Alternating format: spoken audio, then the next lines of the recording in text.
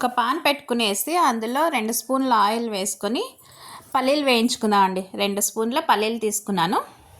పల్లీలు వేయించుకొని సైడ్లో పెట్టుకుందాం అండి.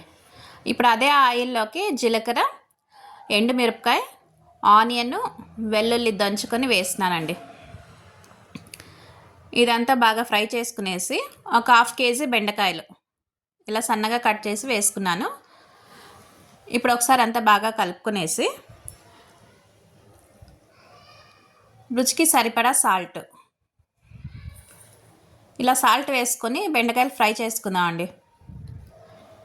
ఇలా బెండకాయలు తొందరగా వేగుతాయి సాల్ట్ వేసుకుంటే.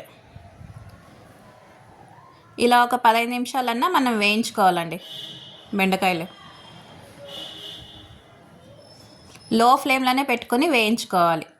మళ్ళీ హై ఫ్లేమ్లో పెట్టేసి మనం వేయించుకుంటే పైనంతా మాడిపోతాయి, బెండకాయ వేగిండదు.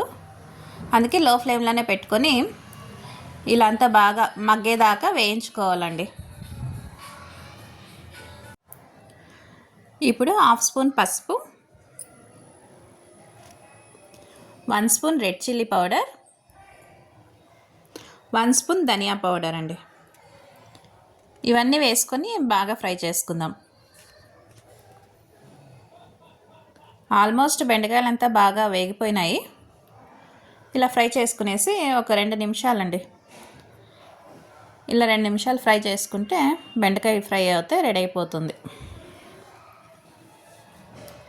ఇప్పుడు సన్నగా కట్ చేసుకున్న కొత్తిమీర, ఇందాక ఫ్రై చేసి పెట్టుకున్నాం కదా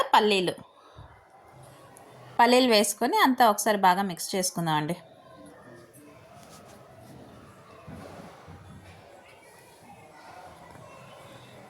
ఇక స్టవ్ ఆపేద్దామంట. చాలు,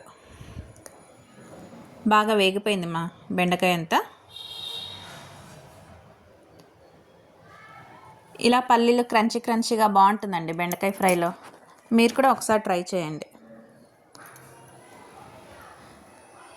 చూడండి, బెండకాయ వేపుడు అయితే రెడీ అయిపోయింది. ఇప్పుడు ఒక సర్వింగ్ బౌల్లో తీసుకుందాం.